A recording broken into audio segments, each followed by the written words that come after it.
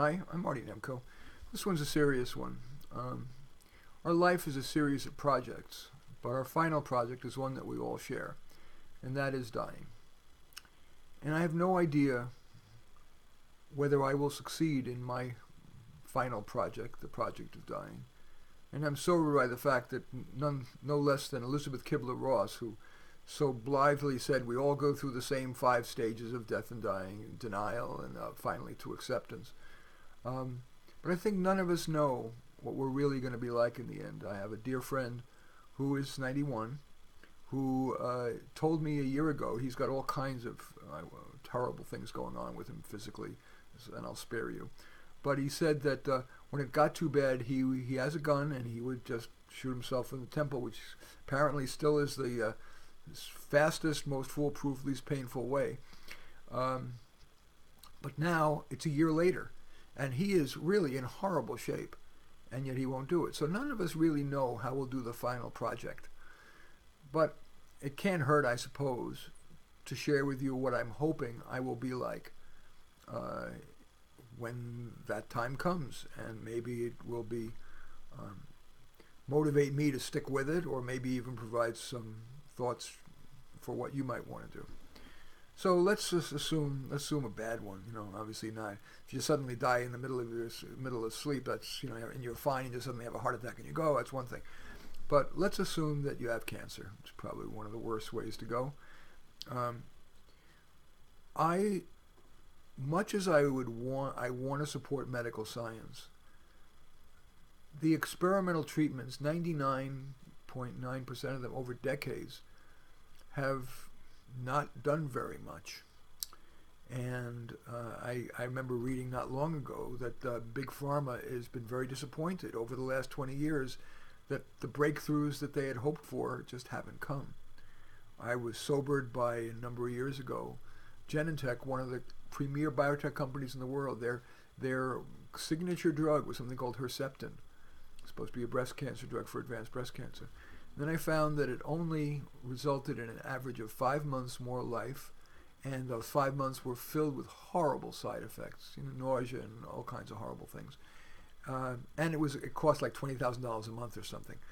So that sobered me and makes me think that if I had end-stage cancer and the pain was bad and the prognosis was end-stage, I would not do experimental treatment, and I would try to spare my family and society the medical costs of extraordinary measures. I would try to not subject people to my suffering, so I would want as few guests as possible. I would try to not share what was really going on with me with my wife, because there's no reason, not like she could help, it's just going to make her feel bad. I would try, when I had good moments and good days, more likely at the end will be good moments, to really try to make the most. I try to do that now because I've been a lifelong hypochondriac. I would try to make the most of it, which would be make videos like this if I could, writing articles, making phone calls to people I cared about, trying to be a counselor as long as I could, maybe counseling other people who were dying, because I would try to find some silver lining in that. I would just keep working and being as productive. That's why, like I said, because of my lifetime fear of death, I live as though I was going to die tomorrow, and that my way is to be as productive and helpful as I can be. I know that sounds sanctimonious, but it's true. Whether it be seeing clients or doing these videos or writing my Psychology Today articles, I would want to do that absolutely as long as I could, as long as I was helping people. And I think that's all I want to say. That's my thought about how I hope to handle my final project. Of course, these are such intimate decisions as to how we react. I'm an atheist, so it's not like I'm going to, have any opposition at all to assisted suicide. In fact, I did leave that out. Absolutely. At that point where I could no longer be productive and I was in significant pain, I would see if within the law here in California I could get physician-assisted suicide.